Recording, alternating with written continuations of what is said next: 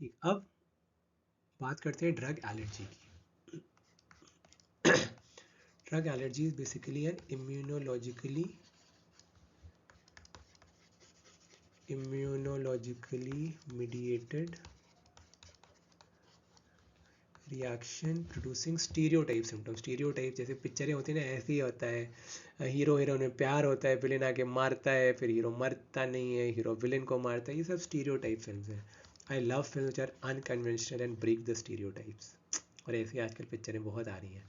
सो इसी तरह से mediated reaction produce stereotype symptoms, हमको पता है होंगे, which are unrelated to the pharmacodynamic profile of the drug even with much smaller doses. This is known as drug hyper sensitivity, but इसको confuse मत करना सुपर सेंसिटिविटी से। Super sensitivity और drug hyper sensitivity में क्या difference है, drug hyper sensitivity बता ही दिया। सुपर सेंसिटिविटी में there is a heightened or an increased response, उसको कहते हैं हम super sensitivity. Mechanism and types of allergic reactions में it can either be humoral which is mediated by antibodies, ठीक है, B cells, plasma cells antibodies पता है आपको, टाइप 1 2 3, और टाइप 4 जो होता है दैट इज सेल मीडिएटेड। ठीक, type 4 is cell mediated. Okay, bye. अब ये आपको बेसिकली जो चीज़ दिखा रहा है this is basically type 1 reaction, ठीक है। सो टाइप 1 रिएक्शन में क्या होता है, drug carrier complex, pre sensitization, sensitization, फिर इम्यूनोग्लोबुलिन ई बनता है जो बाइंड करता है मास्ट सेल्स एंड बेसोफिल से, कहाँ पे, रिसेप्टर फॉर इम्यूनोग्लोबुलिन ई के दो फ्रैगमेंट होते हैं, Fab fragment F A B, और एक होता है एफ सी फ्रैगमेंट, ठीक है। So I G F C fragment mast cells in tissues या बेसोफिल्स इन सर्कुलेटिंग ब्लड, ठीक है। रिपीटेड एक्सपोजर से फिर होकर के chemical mediators, histamine, kinin, serotonin, prostaglandin, leukotrienes, platelet activating factors, eosinophilic chemotactic factors, ये सब ब्रोंको कंस्ट्रिक्शन करते हैं, वेसोडाइलेशन करते हैं, परमिएबिलिटी एडिमा बढ़ाते हैं, recruitment of inflammatory cells like eosinophils. अब आप लोगों से बात कर रहा हूँ about the treatment of drug allergy. सबसे पहला drug allergy treatment obviously common sense यार, यस वेरी गुड, एक्सेलेंट, जिसने बोला बहुत सही कॉमन सेंस यूज़ किया। Offending drug must be immediately stopped, ठीक। मोस्ट माइल्ड रिएक्शन है कि स्किन रैशेज होते हैं, वो अपने आप से सबसाइड कर जाते हैं, तो उनमें ट्रीटमेंट की ज़रूरत ही नहीं पड़ती है। फिर एंटी हिस्टामिनिक्स H1 कौन से होते हैं मुझे बताओ कमेंट सेक्शन में। They are beneficial in some type 1 reaction, जैसे कि अर्टिकेरिया हो गया, राइनाइटिस हो गया, स्वेलिंग ऑफ लिप्स हो गया, pink lips, pink lips, pink lips, pink lips, pink lips, pink lips. Insta की रील देखना, पिंक लिप्स से क्या याद करते हैं, ग्लूकोज ट्रांसपोर्टर्स कौन कौन से, ठीक है। और कुछ स्किन रैशेज भी, ठीक। Anti histamines are useful in type 1 reactions, बता दिया, urticaria, rhinitis, inflammation of the nose, या नेजल सिक्रीशन आते हैं नोज से, नेजल गलत तो नहीं बोल दिया कुछ, अपने आप सोच के देख लेना यार, ठीक है। Swelling of lips and some skin rashes. फिर एनाफिलेक्टिक शॉक या एंजियोडीमा ऑफ लैरिंग्स में फॉलोइंग मेजर्स आर रिकमेंडेड। सबसे पहले मरीज को डाल दो रिक्लाइनिंग पोजीशन में, अगले फोटोग्राफ में दिखा दूंगा क्या होती है reclining position. Administer oxygen at high flow rate and performed cardiopulmonary resuscitation. अब आप लोग मुझे इसमें बताओगे जो नया प्रोटोकॉल आया है उसमें कितने चेस्ट कंप्रेशन हैं और कितने रेस्क्यू ब्रेथ्स हैं, रेशियो क्या है, मुझे पता है, तुम लोग भी कुछ बता दो यूट्यूब कमेंट सेक्शन में, ठीक है। फिर A for anaphylactic shock, A for adrenaline. Adrenaline is the drug of choice in anaphylactic shock.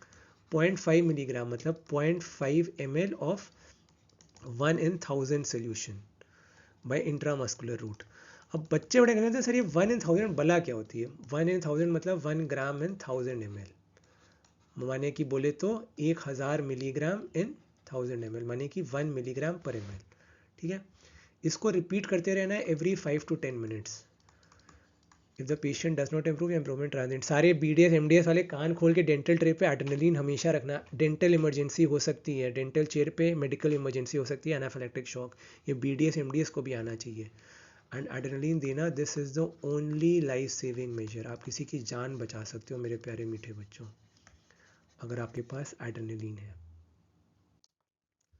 फिर एड्रेनलिन को इंट्रावीनसली इंजेक्ट क्यों नहीं करते हैं, इसका भी रीज़न मैं बता चुका हूँ, यूट्यूब कमेंट सेक्शन में बताओ, मेरे वीडियो सीरीज़ देख लेना, ठीक है।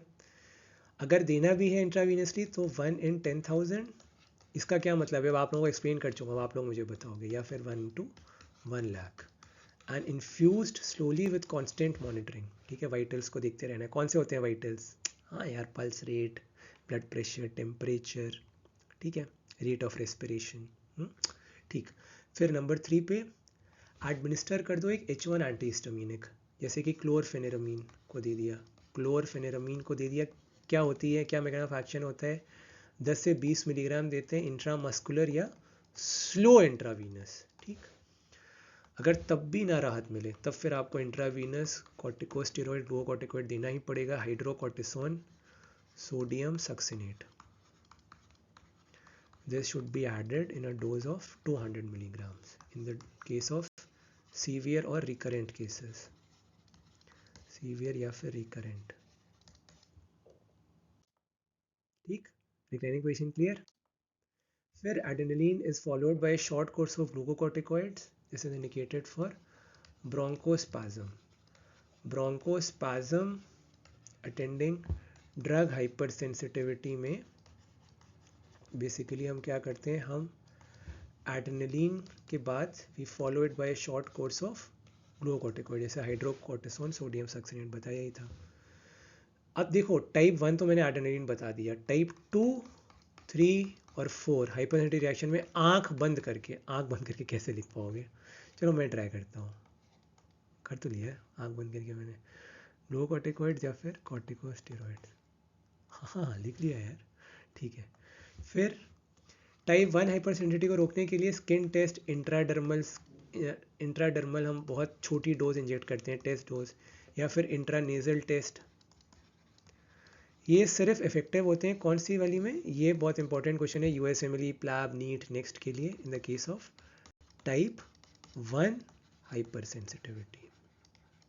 Okay bye.